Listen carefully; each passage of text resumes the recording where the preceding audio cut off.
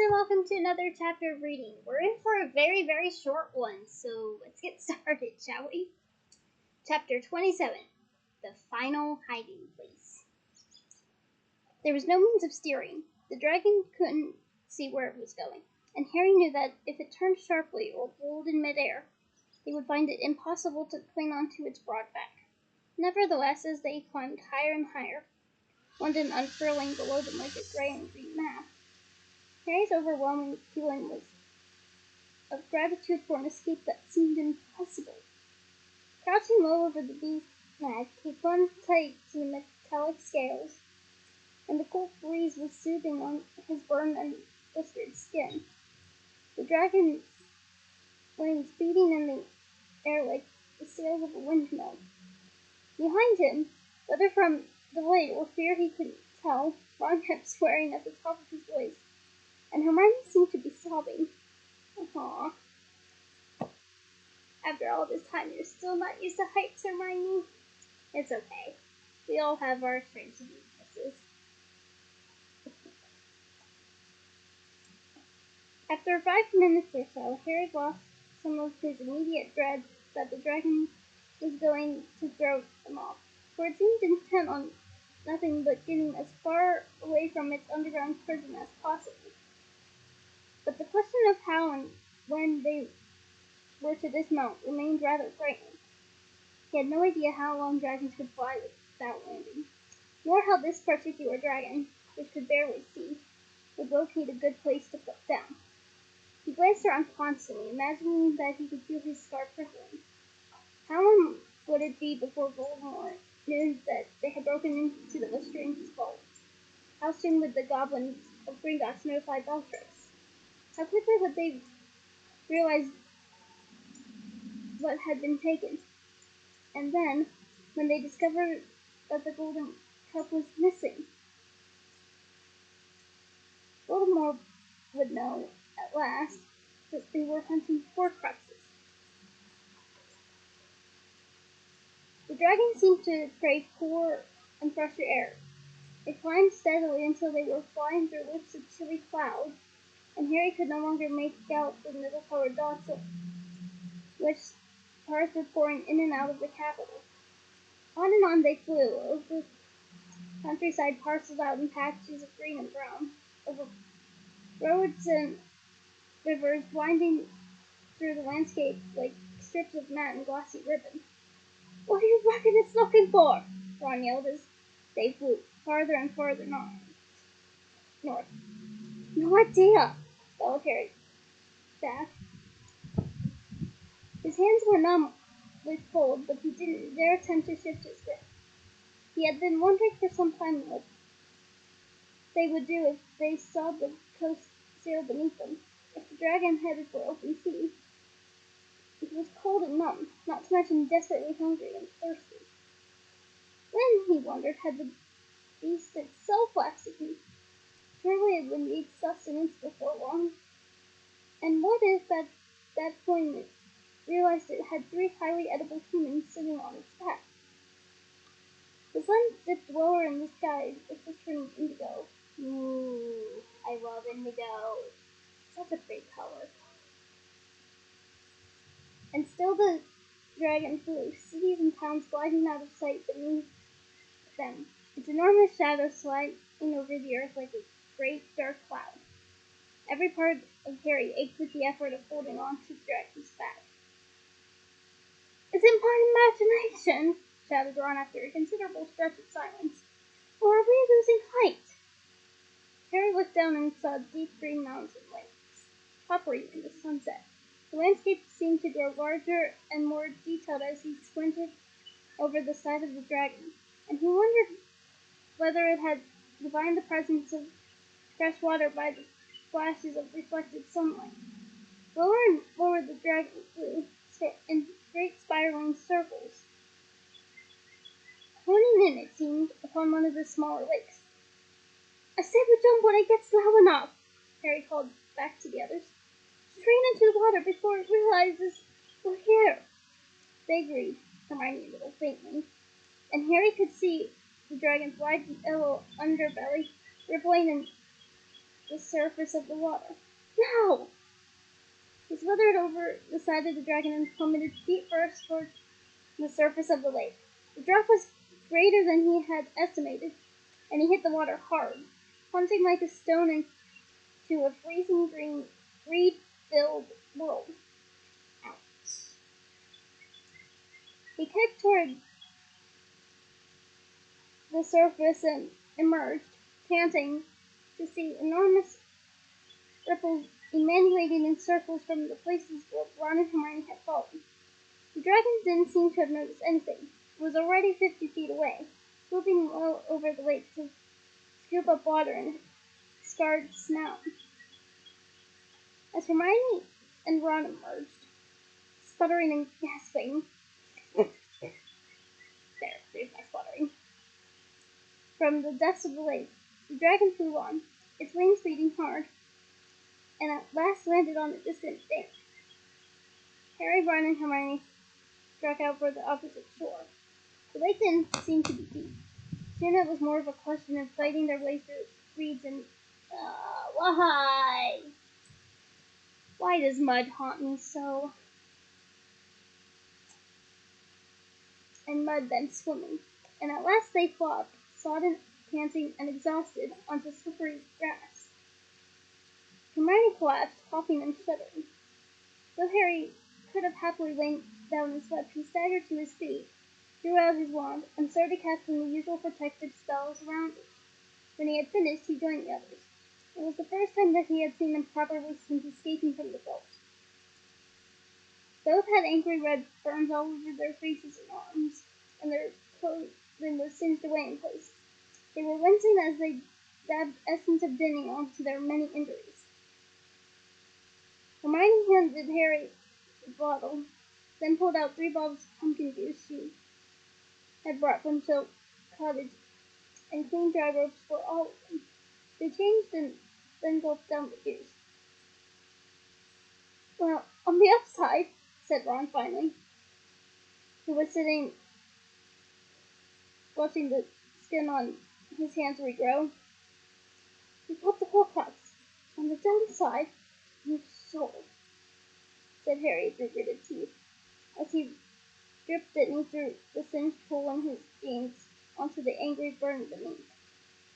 Your soul, repeated Ron, but double crossing the scab. Harry pulled the Horcrux from the pocket of a wet jacket he had just taken off and set it down on the grass in front of him. Squinting in the sun, it drew their eyes as they smoothed their bottles of juice. At least we can't lower it this time, said looked a bit meditating down Ron. But unless, said Ron, wiping his mouth on the back of his hand. Hermione looked across the lake to the far bank, where the dragon was still drinking. What happened to it, do you think? She asked. Will it be all right? You sound like Hagrid, said Ron. It's a dragon, Hermione. He will back himself. It's us we need to worry about. What do you mean? Well, I don't know how to break this to you, said Ron. But I think they might have noticed we broke into Gringotts. All 3 of them started to laugh, and once started it was difficult to stop.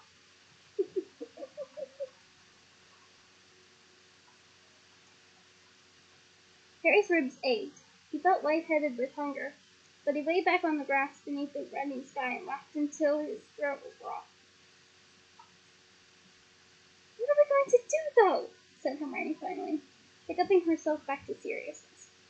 Oh no, won't he? You know who will know about his Horcruxes. Maybe they'll be too scared to tell him, said Ron hopefully. Maybe they'll cover up the sky, the smell of lake water, and the sound of Ron's voice were extinguished.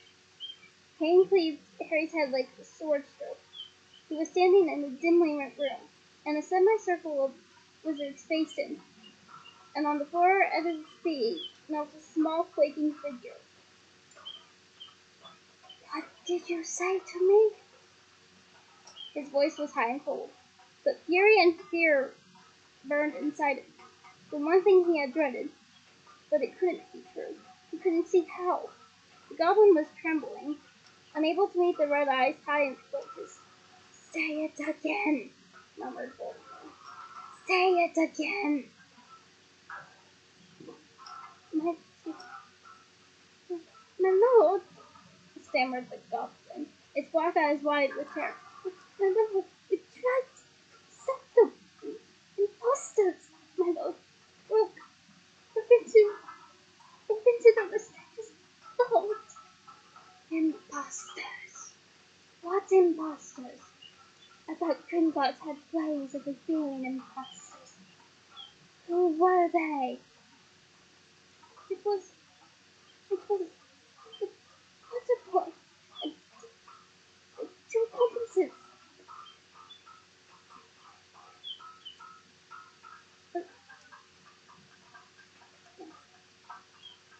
And they took, he said, his voice rising.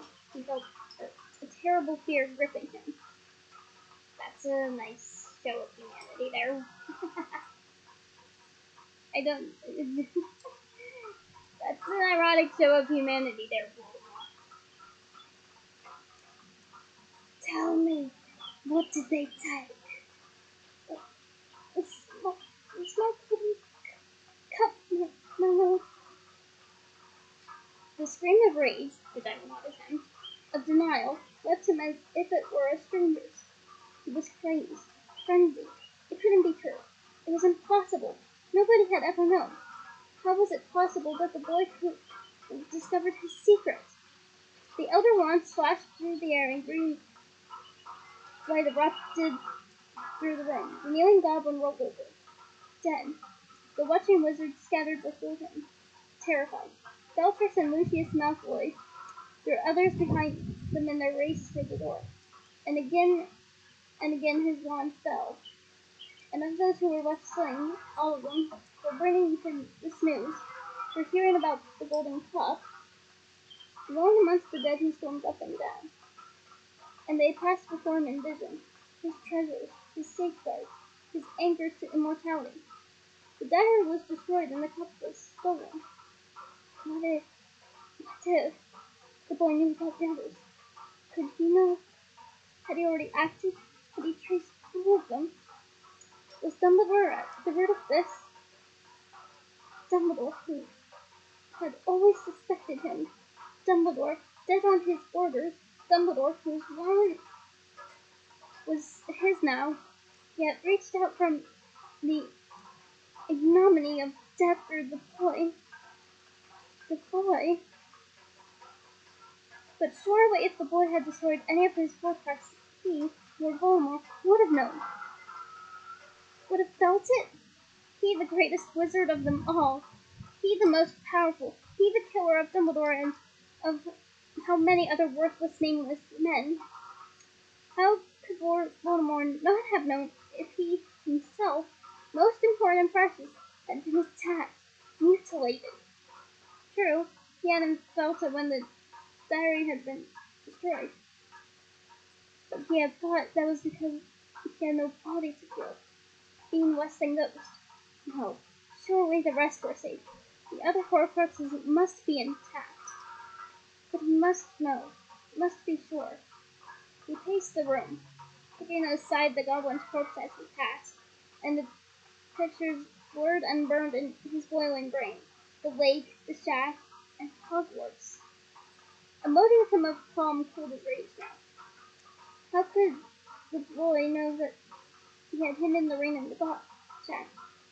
No one had ever known him to be related to the gods. He had hidden the connection. The killings had never been traced to him. The ring sure was safe. And how could the boy, or anybody else, know about the cave or penetrate its protection? The idea of the locket being stolen was absurd. As for the school, he alone knew where in Hogwarts he had stowed the Horcrux, because he alone had plumbed the deepest secrets of that place. And then there was still Nagini, he must remain close now, no longer sent to do his bidding, under his protection. But to be utterly sure, he must return to each of his hiding places. He must redouble protection around each of his Horcruxes.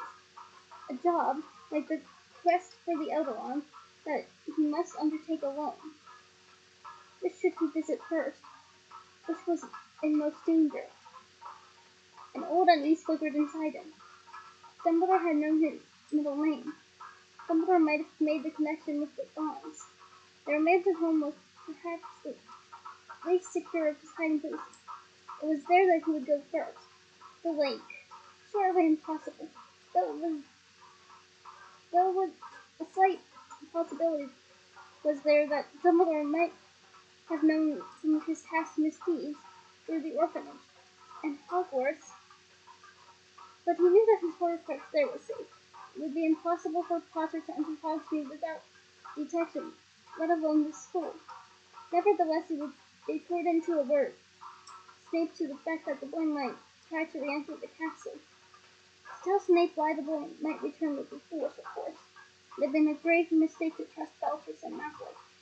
Didn't their stupidity and carelessness prove how unwise it was to ever trust?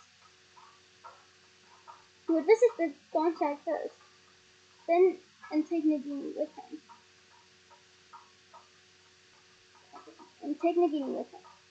He wouldn't be parted from the snake anymore.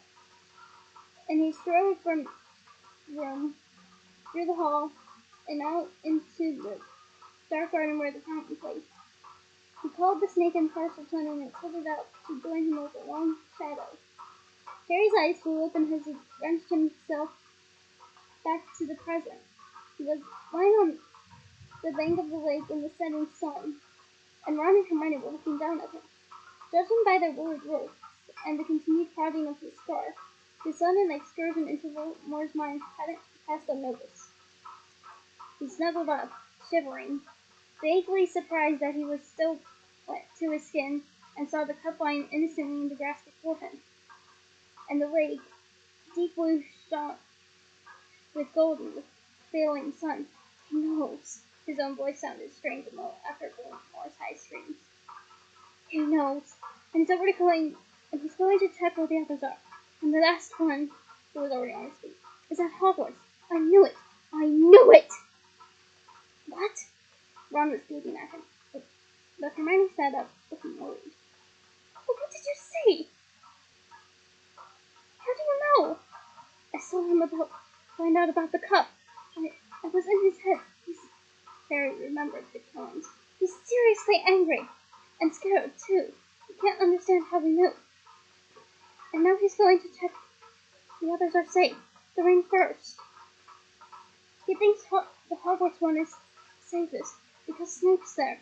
Because it'll be so hard not to be seen getting in. I think he'll check that one last. But he could still be there within hours. Did you see where Hogwarts is? Asked Ron now, scrambling to his feet too. No, he was concentrating on warning Snape. He didn't think about exactly where it is. Wait!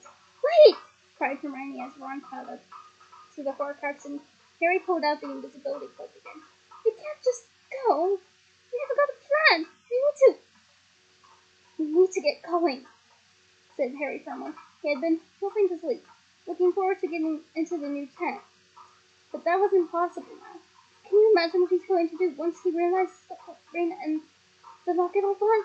What if he moves the Hogwarts Horcrux, decides it isn't safe enough? But how are we going to get in?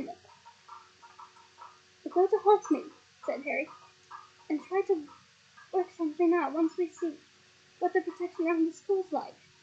Get under the cloak, Hermione. I want to stick together this time. If we really don't fit, it'll be dark. No one's going to notice our feet. The flapping of enormous wings echoed across the black water. The dragon had drunk its fill and rose into the air. They paused in their preparations to watch it climb higher and higher, now black against the rapidly darkening sky, until it vanished over a nearby mountain. Then Hermione walked forward and took her place between the other two. Harry pulled the cloak down as far as it would go, and together they turned on the spot into the crushing darkness. And that is the end of this, again, shorter chapter. Join me next week for chapter 28, The Missing Mirror. Until then, bye!